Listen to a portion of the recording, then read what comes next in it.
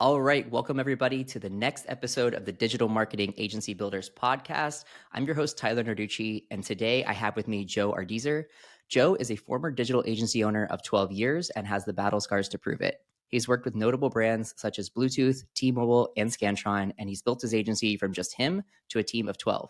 After selling his agency, Joe decided to take his passion for sales and proposal writing and create Smart Pricing Table, an interactive proposal software that cuts down on the back and forth, incorporates upsells, and helps generate proposals at lightning speed. Joe, I'm super thankful that you joined us here on the show today, and I'm excited to dive in on all things proposals. How are you? Good, good. Thanks for having me, Tyler. I'm excited to talk as well.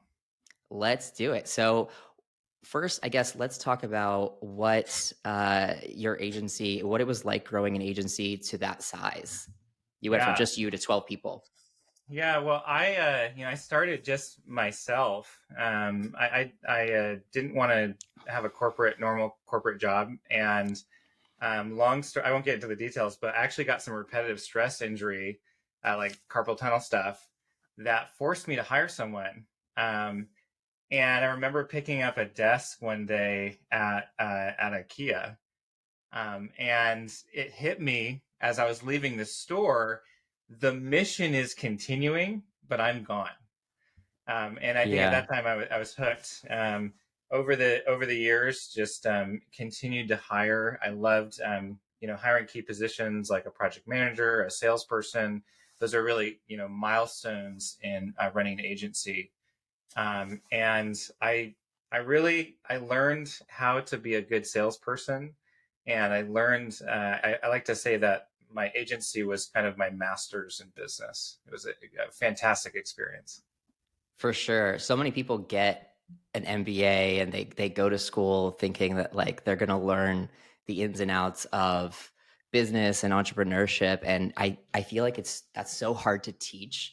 Like it's just something that you have to experience and learn like in real time, which Right. is why for most entrepreneurs college these days is just not worth anywhere near the amount of debt that a lot of us end up in. Like Yeah. if I had to go back, I liked my college degree for the social aspect of it. Like I got a Right. ton of like life experience from it, but I'm so thankful I didn't end up going to like a private school because I thought that I needed to go to a certain school or have, Yeah. certain honors programs because you don't get that experience anywhere else but in the field getting carpal tunnel Yeah. and buying IKEA couches.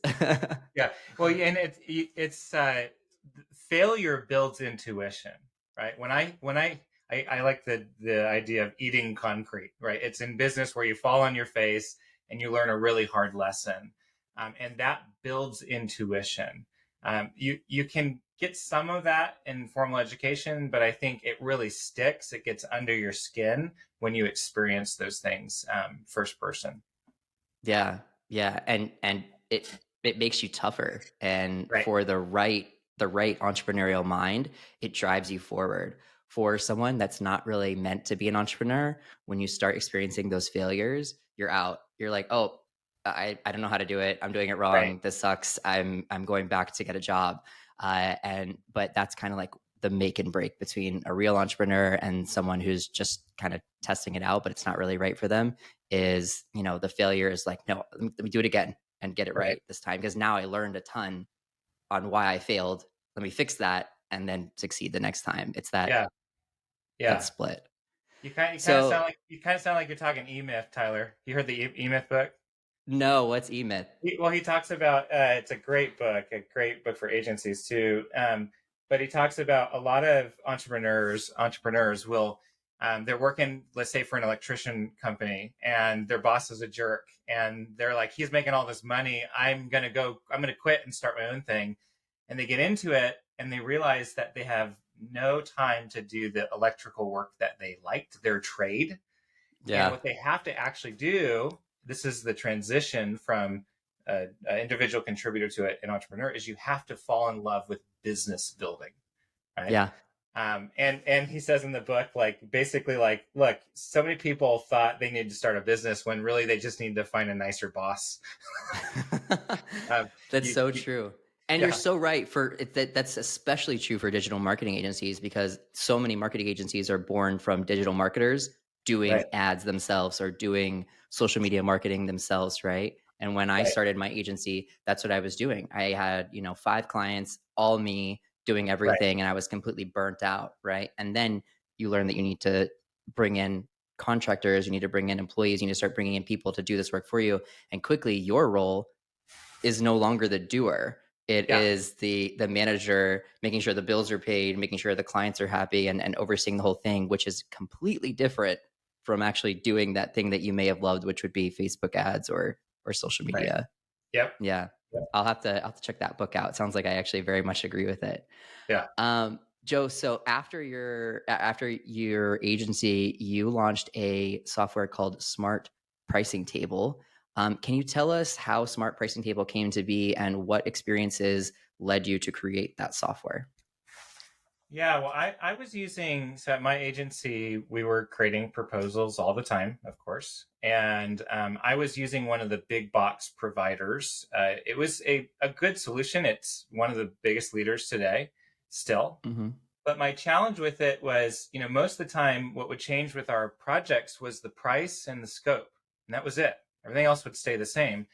And yet the pricing table in the software was not doing it for me. It would, I had a template and I duplicate it, and I'd have to delete a bunch of rows in the table and customize, and it'd take a minute to load the darn thing. And I just thought, man, there's got to be a better way to basically build a scope of work.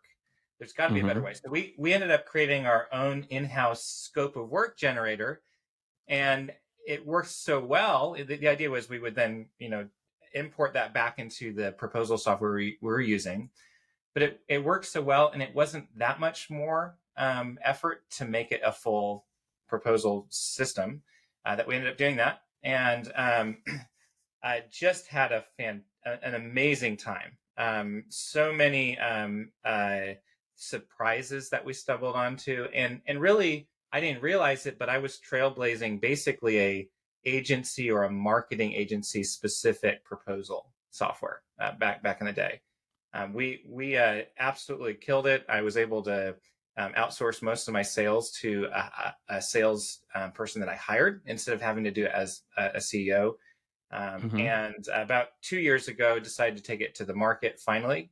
And it's my full time thing. I absolutely love it. Love talking to agencies and uncovering the secrets to what so many people disdain doing, which is proposal writing. Yeah.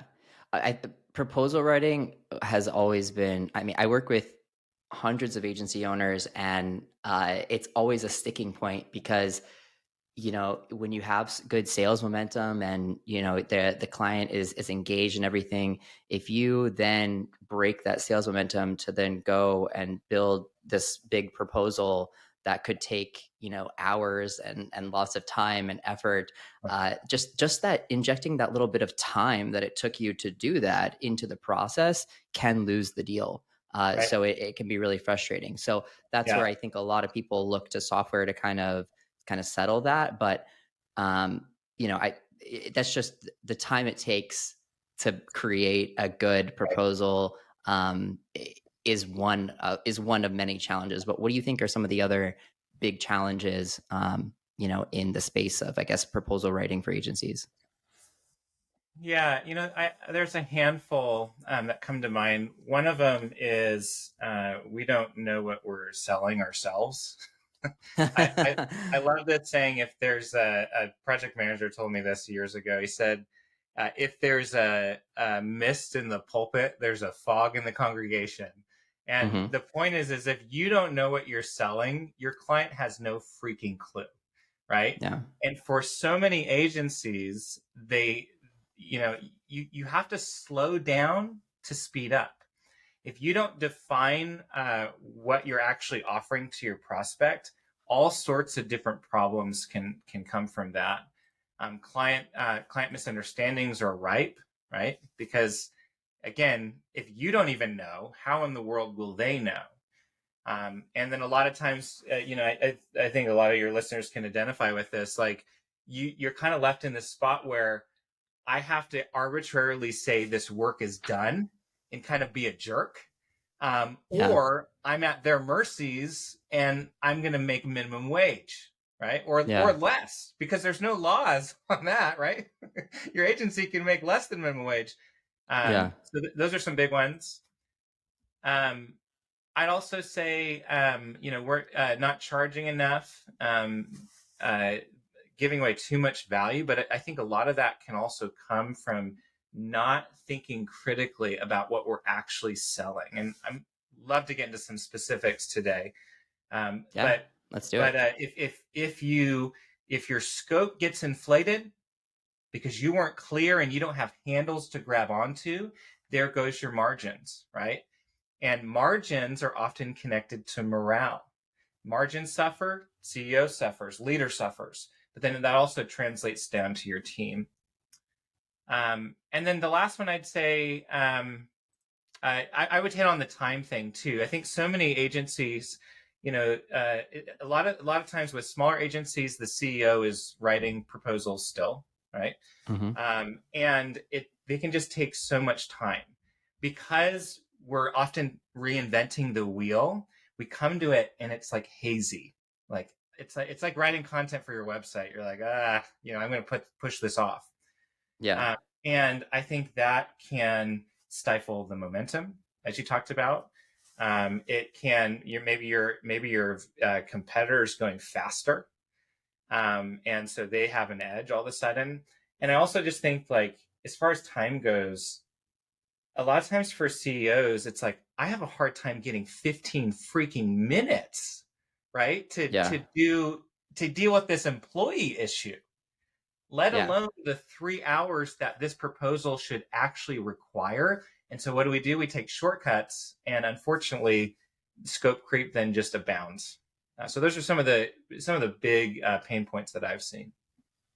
So I think one of the big challenges in creating, even with an amazing software that can create it really for you, with just with inputting the information, before you get to that point, you have to know, like you said earlier, you have to know what you're selling and how much you're selling it for, right?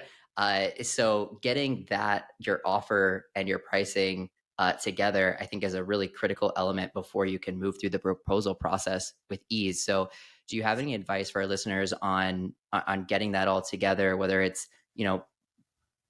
I guess just knowing for example, if you're managing ads, like we will manage ads between $0 and $10,000 in spend for X amount of cost, and if you go above $10,000 in spend, then our fee goes up to this. Is Right. knowing that kind of stuff really critical before you get to the proposal phase, or not? Like, that, do you see where I'm going with that? Like, how do you, I Yeah. guess, productize your entire agency so that this is a smoother process? Yeah. Well, that hits one of the things I'm most excited about, Tyler. And it comes down to this principle that I learned, I want to say halfway into my agency. I don't know who told me this, but I mean, I'd probably give them a hug and a check these days, maybe a decent size check. But the concept is productizing your offering. Okay. Okay. So many agencies, what they're doing is when they create a proposal, they're duplicating an old one and hoping they don't leave a name in there, right? Like, they're not giving it attention because they're doing it quickly, or they're just writing things from scratch, but it's not really a targeted, accurate proposal for what your prospect actually needs. And so the idea of productizing is slowing down, and this doesn't mean all at once, but little by little, slowing down and creating a reusable line item for each of your offerings. Okay. Productize your offerings, define them in a way so that they're reusable, almost like you're grabbing them like a product that you take off the shelf. Okay. Okay. That doesn't mean you can't customize them. You should. You should customize it. Like add these three line items. Maybe one is managing their advertising for Facebook. Maybe another one is cold email outreach. Customize them once you've added them to the proposal, but don't start from scratch every time. Right. Even a simple line item with a few bullet points and some options can go a long way to you being clear on what you're offering. Yeah, you gotta have a clear view on what you charge across the board. Um, I think it's also equally important to know what you charge for the services and know the limits of those. For example, social everything has to have limits because in our marketing world, everything can creep. Like all Right. agency owners that have been with even had one client know how well any of our service items can creep. Ads can creep by the client saying, "Okay, let's spend more, let's spend more, let's spend more." Well, we started spending $5,000 a month, and now we're managing $100,000 a month in spend for you with way more different ad sets, with a ton different targeting, with Right. new creative being introduced every week. So the scope, tripled in size, right?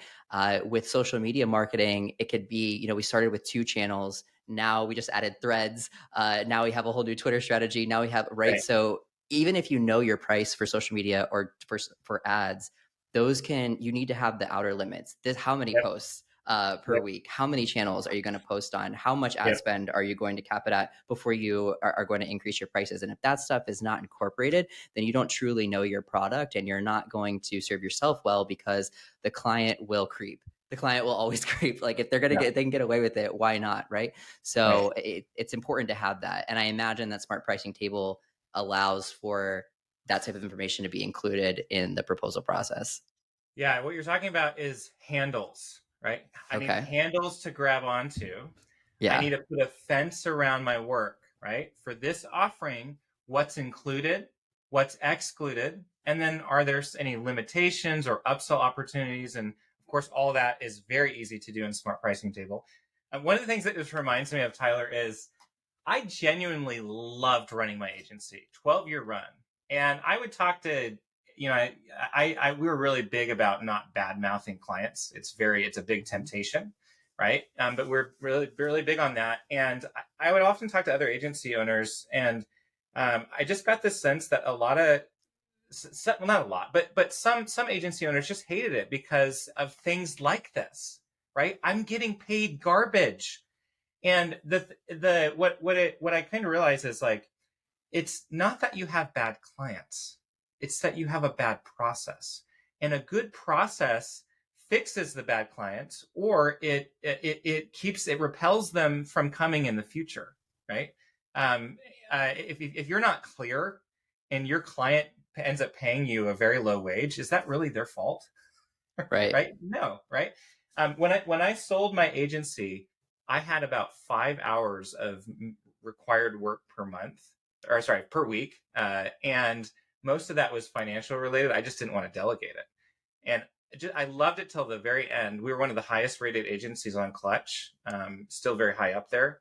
I was in the top 2 or 3 spot for years, Wow. nationwide. It's actually worldwide. Their web design agency page. But anyways, little rabbit trail there. Okay, bringing this back, let's if it's okay with you, Tyler, can we do like a sample of maybe a social media management and how you could outline that? Does that work Absolutely. for Let's it? do it. Okay, so productitizing a social media management offering. So let's say that you're going to you offer people's, or you manage Facebook pages for your customers. Okay, so here's how this would look like. You open up Word and you're getting your thoughts down. And I like to start a line item or an offering with a summary sentence or two. Okay, don't be overly descriptive. The goal is to establish the spirit of the work, not like every tiny detail. You're going to rub your customer wrong that way. So you start with a summary sentence or two. Then what I like to do is say work included, and then a bulleted list. I like the bulleted list because as the agency owner, I enjoy breaking it down, right? That's a fun process. I'm thinking through my business. I'm investing in the future by getting clear. A bulleted list is easy for your prospect to understand and scan. And it's also easier for you to price things when you've broken things down. Okay. Then I would put any limitations. I did a link post a while back called "The Anatomy of a Good Line Item." So I'm basically covering that here. So limitations followed by potential upsells. So Okay. that's the framework. So imagine, for social media management, you could say manage Facebook page for customer, and create posts monthly. Then you could say details or included work, and then your bulleted list. And you could say something like includes 5 posts per month, up to 1 hour of profile management, right? If something changed with Facebook and they need a new dimension for an image, or there's some settings that need to be adjusted, you've got some flexibility there to manage that Yeah. for them. That's why they're paying you. They want to be hands off. And then maybe a few limiters, like or some more details, like you'll have 24 hours to review each posting before it goes out, and we will also post on one other social media channel for you. Same content. Okay. Yeah.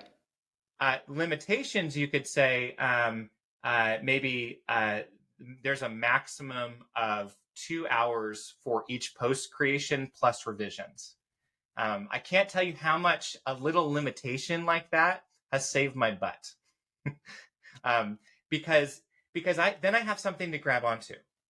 If I maybe they have like 50 revisions or something. If I don't have that, Right. there's nothing. Or they want you to create like this extravagant video, and all of a sudden you're a video agent editor. Like, right. Yeah. So that's a great scenario. And so you put some limitations, and then I like doing upsells. Now, you can only do upsells if your software supports that. And of course, Smart Pricing Table does, because we did this all the time. But you can have upsells like, and imagine underneath the line item a checkbox that says manage comments, or manage post comments and respond. And it could say, we'll respond to up to 50 comments per month. And that's really important. I was looking at getting social media management once, and I was talking to the guy, and I said, what about comments? Because I know the algorithms really want you to, interact with your audience. And if you're doing all the posts, but I'm having to do 30 comments every week, like, that's not a win for me, right? Yeah. So that's an upsell to help them and get you more cash. Maybe you would have done it before for free. Yeah. Right. And then you can have another one that says maybe additional posts, and then a selector for how many additional monthly posts they get. And there's a certain dollar amount, like 150, and then they choose a quantity. It automatically fills out the price for you. And then the idea is you save that to a library, and then you can add it to your next proposal just like that. Now, you can always customize it, but you've slowed down, and you've asked the question, when we say we're going to manage someone's Facebook page, what does that mean? Right. Very basic. Amazing how many agencies just haven't had the time to answer that question for their offering. And if you don't set those guidelines, then it means whatever the client assumes it means. Right. I've been in a case before where, the client, like, I've worked with clients that will try and get away. I've worked with amazing clients. I've worked with terrible clients. Like, I've had a full range, right? And it's like on the more end of the terrible side, like, they'll look for any way that they can to get something for free or extra, and they'll go in and they'll find one piece of the contract that needs to be that maybe there's an error, and then they'll use that as leverage for this. So being really clear is just absolutely critical. Yeah. And adding on top of all of this, your projects are they're showing you your blind spots. Okay. Right. So I'm okay with making a mistake.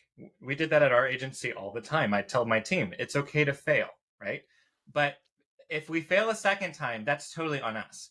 And so, for instance, maybe in this social media management setup, maybe originally you just would say, I'll respond to comments. You said that flippantly, right? Yeah. Mm-hmm. Will you respond to comments? Oh, yeah. We'll do the comments that's really important for algorithms. Yeah, we'll do that. And they have this expectation that you're going to do it within an hour. Yeah. Right. The time frame. So you fail, and that's intuition that there was something wrong in what was promised. So your proposal is just a plan. Think of it like a plan. Yeah.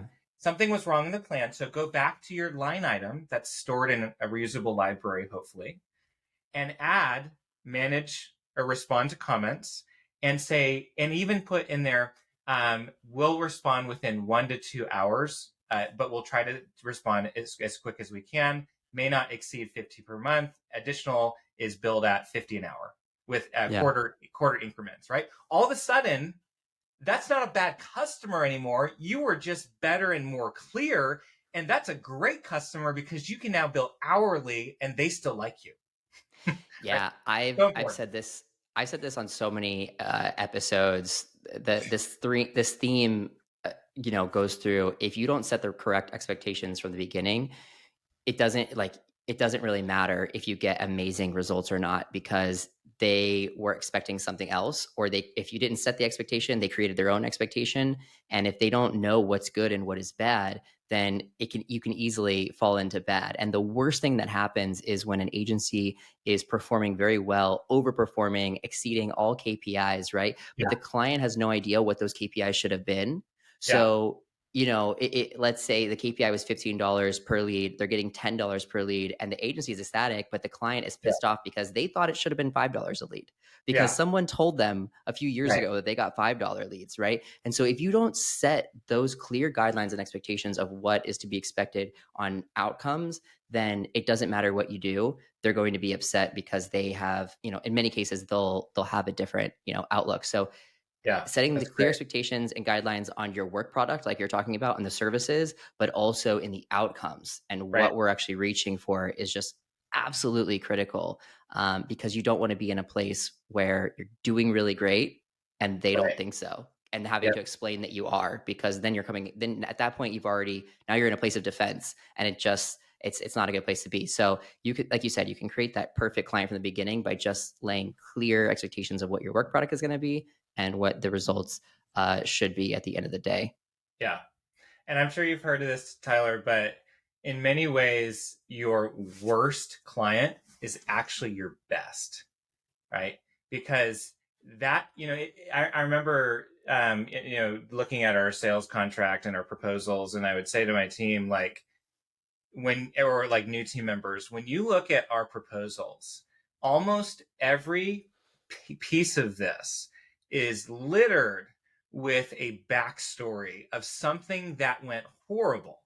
Um, but, but now it's this refined, super valuable asset because this magical document weeds out problems. It weeds out unrealistic customers who just want vague and want to be able to control me, right? hmm It solves so many issues, and ultimately, what I loved about it, Tyler, is it made a happy agency. Yeah. Are your employees frustrated? Are they irritable? Does some of it have to do with client expectation management, over promising, not being clear, ambiguity? All of that comes back to your proposal. All of it. Yeah. Now, okay, question on Smart Pricing Table. Is this a software that incorporates the contract as well, or is this separate from the contract? Is it proposal then contract, or are they together? Yeah. Yeah, so Smart Pricing Table is interactive proposal software. Most of my customers are agencies, interactive Yeah. online software. So you don't send them a PDF, you send them a link that, of course, has a PDF. But it can be all inclusive. And most of my customers will include, a cover page, some biographical information, their scope of work, and then their terms. I always wanted to send my terms with my proposal because you guys know, your listeners know how this works. Um, you know, Everything's looking good. Okay, we'll send over our master services agreement. Lawyers get involved, and now we're a month out.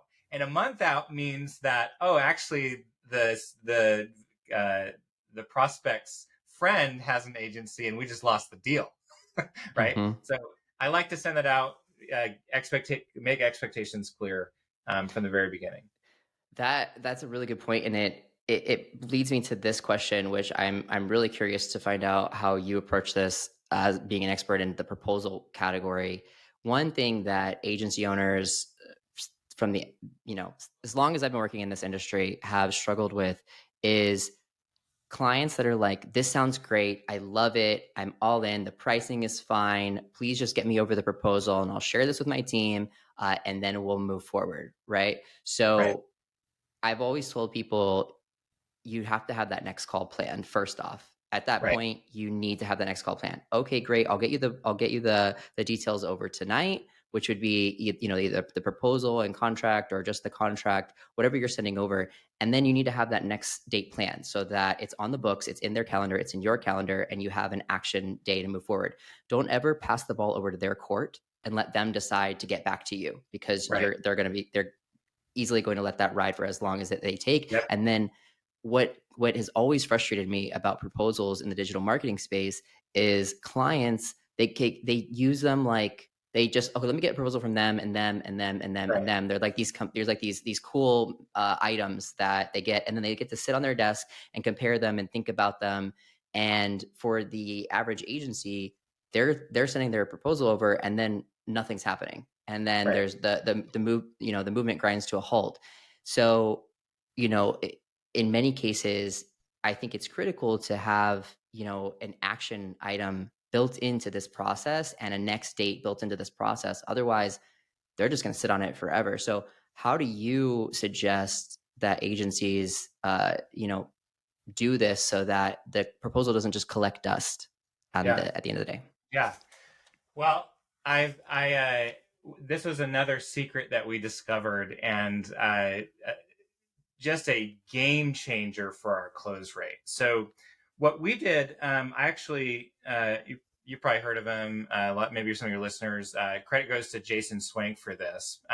He's an agency coach, but the idea is a proposal review meeting. So here's how I've done this in the past. So let's say that you need a new website or something like that, Tyler. We would meet for 30 minutes and we'd have a sales discovery call. You'd download everything to me. Okay. At the end of that call, I would say, well, Tyler, thanks for providing all that helpful insight. I feel like I have enough to create a proposal now. The next step in our process is to schedule a 20-minute proposal review meeting. I would then bring up my Calendly and I would book it right there. I don't ask you, Tyler, if you want it. Yeah. Because it's part of our process. And because I said it like that, it's magical. It's just like if I made like this diagram of like this triangle with these 3 points on it and I called it something, it's magical all of a sudden. It's not my random thought. It's a framework, right? So when you say it's our process, what I found is that most customers will just go with that. If there's pushback, one of the things you have to ask is, if this person is not willing to give me 20 minutes for a proposal that could take me an hour, how valuable am I to them, right? How interested are they? How much of a competitor? They can kind of show their cards. But I'd say 95% of the time, they just go for it. To give an acronym to what you were talking about, FAM-BAM. So from a meeting, book a meeting, okay? Yes. How often? Every time. Every time. Until until the money is collected, until the money is collected and the contract is signed, bam, every time. Bam. Or bam, fam. Book a meeting from me. You can do it bam or fam, whichever way you want. Same idea. So then the attendance rate on this meeting, Tyler, is incredibly high because they don't get the proposal until afterwards. And they want to see it because they want to be able to compare it to other agencies, other vendors. And so attendance rate is great. It's awesome for you because you have the opportunity not to just give them a proposal, but now you can sell them on the proposal, sell them on the format, sell them on the approach. It's a plan after all, right? Yeah. Here's why I included this. On this line item, I did put a little note here. What we mean by that, because we've had a lot of discussion, is this and this and this. By the way, I've included a few optional items. I know you're doing, PPC with us. I'd love to do. We've found that pairing that with cold email outreach can be really valuable, and we can even integrate the same audiences. So I've included that under additional items for consideration. Right. Yep. In the meeting, you can overcome objections. You can answer lots of questions and make it clear. And then if you're using interactive software like Smart Pricing Table, you can even check boxes and get the price down, which cuts on so much back and forth. So that's the big idea. Now, Tyler, what do you think you do at the end of that meeting? Yeah. So at the end of that meeting, they're going to say, "This was so great. You know, I forgot to tell you, there is one other partner that we have on our business, and that we're going to have to show this to them. So we're Yeah. going to show this to them next Tuesday, and then we'll shoot you back an email, Joe. Is that okay?" Yeah, well, here's a question for you, Tyler. I love to be able to kind of answer some questions directly. Do you think we could book a meeting with me, you, and that other person? I don't mind repeating myself, right? So Yep. that's one approach. Another option is, okay, that's great, Tyler. Or maybe you say no to that. I say, okay, why don't we do this? Uh, just so you know, I have about 10 different projects right now that are getting really close. We don't have Hmm. now you can be honest, right? Don't lie, but like let them know. I mean, agency life, it's sales is all about Tetris, and Hmm. like if everyone's pausing and then all of a sudden everyone wants to go, it's like that's not going to work, right? So you could Yeah. say like, we've got 3 or 4 that are getting really close. I've only got one spot in July, and then we've got 2 openings in August. So why don't we do this? Could we schedule a quick 15-minute check-in on Tuesday? Maybe that you're meeting with them on Monday, kind of thing. Can we schedule a check-in on Tuesday? And I just like to hear any feedback and see what we can do to push the ball forward. And Yeah. then bring up your Calendly and set it up. Um, Definitely. Whenever you One thing can, try to get that meeting. I love the Fam Bam. I'm gonna use that because that's a really good acronym. It's something that I've always like mandated in my closers process. Like I've always said, don't get off the call unless you have a deal closed, a yes, a hard no, not a good Okay. fit, or a second call booked. I want Yep. one of those three options.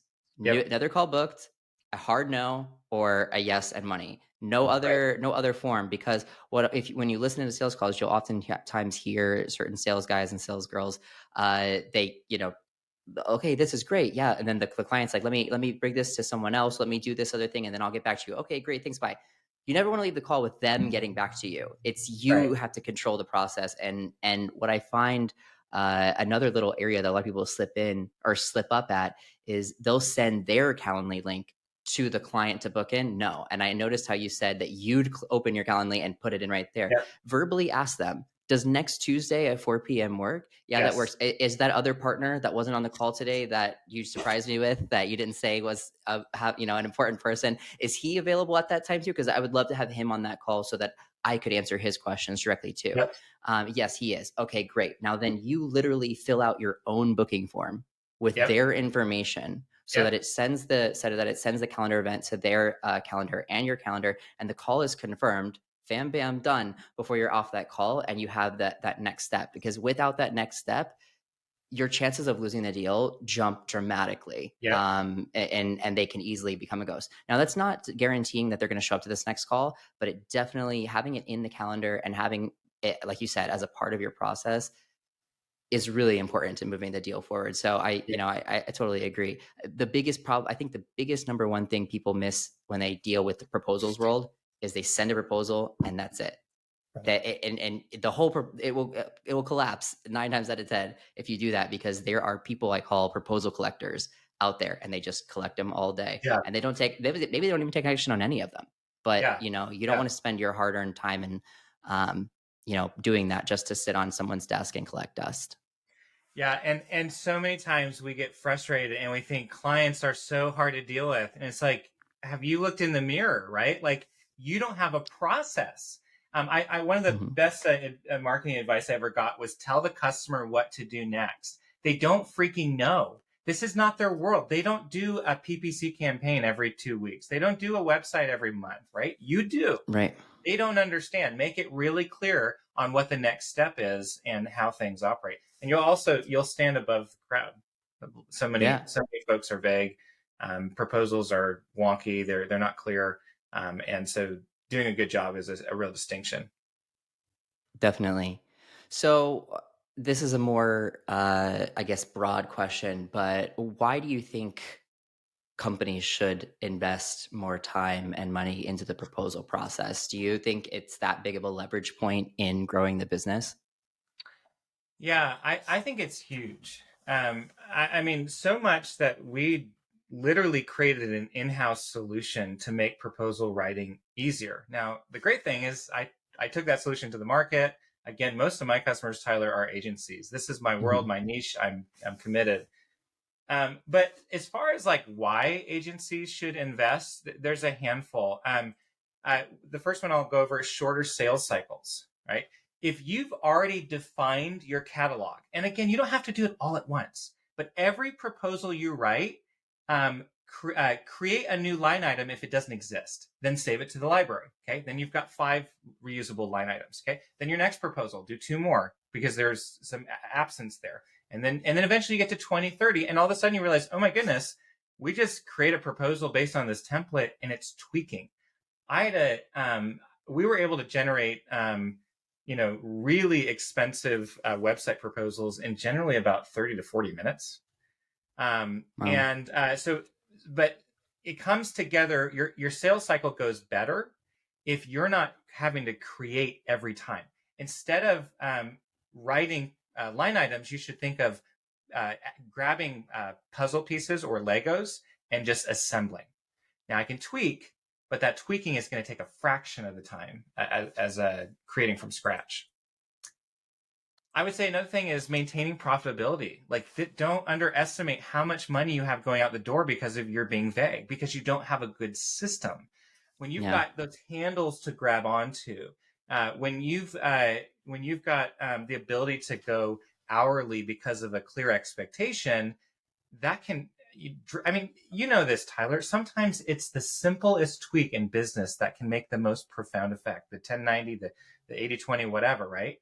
I remember just a pricing thing that just was a game changer for us. It took very little time, but it was a huge, huge win. Reducing scope creep. A lot less scope creep if you actually know what you're doing. A lot more Yeah. client satisfaction. My agency, we had like 50 reviews on Clutch. Clutch requires you to they do like on the phone customer interviews, at least when we were doing Wow. it. Okay. And we're one of the highest rated agencies, almost a 5-star agency. And it's because of, I think so much was our proposal process. So in the last one I'd say, because I don't want to undervalue this, your proposal is your plan, and your plan affects morale. And Mhm. if things aren't going well because you failed to plan, the amount of consequences that you can have in your agency, people straight up leaving. The CEO doesn't care how much time we're putting into this and how much we're giving to the customer. They know, they might not have the P&Ls, but they know when it's like, okay, we're way over on this project, right? Yeah. Um, uh, the parent company, the container company for Smart Pricing Table is called Jovial Software. And I called it that because I think when you implement systems well, business can be a lot of fun. I genuinely enjoyed writing proposals. I like, it did not bother me. It was an exciting part of our business. And so, anyways, all those are some ideas. I think there's so much improvement, so much more fun that you can have when you really figure this piece out. Yeah, I totally agree. It solves a lot of issues when you can set clear expectations on your service, when you can drive the conversation forward by making sure that they are, fam bam, love that. And then ultimately making sure that you're generating more revenue by just getting more business in the Right. door. I mean, Yep. at the end of the day, if you're losing sales at that contract sending, proposal sending part, Right. then it's clearly a major leverage point to grow the agency, and something Yeah. that any agency owner should really focus on. Yeah, and a fun fact, this kind of blew my mind, Tyler. Our software really implements a lot of these ideas, or makes these ideas easy to focus on. I did some research a while back and found that our agency close rate on the system, so think clarity, upsells, interactivity, all those things playing together, 42% close one rate. Now, Mhm. to be clear, that's extremely well. That's across all agencies on the platform. Almost out of every two are won. I mean, that is just incredible. I mean, I remember That is sending out awesome. 10 proposals and maybe we'd only get two or three or something like that. And so Yeah. all this comes together. Revenue is perhaps one of the biggest impacts when you've got it clear, when you're sending signals that we've done this before, we've actually thought through this, our pricing makes sense. It can just absolutely help you crush it. Maybe this is a live feature request because I don't actually know if Smart Pricing Table does this or not. But one tactic that we have used that in our sales processes has always helped us a lot is one thing that a lot of um, agency owners will go through is they will send the contract or send the proposal, it will collect dust, and then they won't ever hear from the person again. We call them a ghost. And Right. one way that we've answered ghosts before is to cancel the pending proposal or cancel the outstanding contract. But it has to be done in a way that they get a notification that it has Right. been canceled. And then all of a Yeah. sudden, boom, instantly you get an email back, oh hey, because they just thought it was going to be an open invite forever, even though you said, oh, I only have one slot in July, I only have one. They just assume that you're just going to be there whenever ready to go. And Right. by canceling that, and it flips a switch in their mind. And if they get some type of notification that, hey, this has been canceled or this is expired, then all of a sudden, oh, I'm just so sorry, I had my cat's brother's cousin's quinceanera that it was there, but I'm ready to move forward now. Oh, and then Yeah. magically they come back. So I don't know if you guys have that option, but if you don't, I would like a send Yeah. cancel notification, and then an easy turn it back on would be awesome. Yeah. I love it. If it's out for signature requests, then yeah, we have that Yeah, already. But great, great, that's a great. great feature. I love one like 5-word emails for follow up. Mm, Just cut all the formalities. And one way to do that very simply is you could just say no longer interested. So you respond to the last email and you literally just say no longer interested question mark. yep, I yep. can't tell you how many times that has woken things up and reactivated a prospect because you're giving them permission to give a really quick response.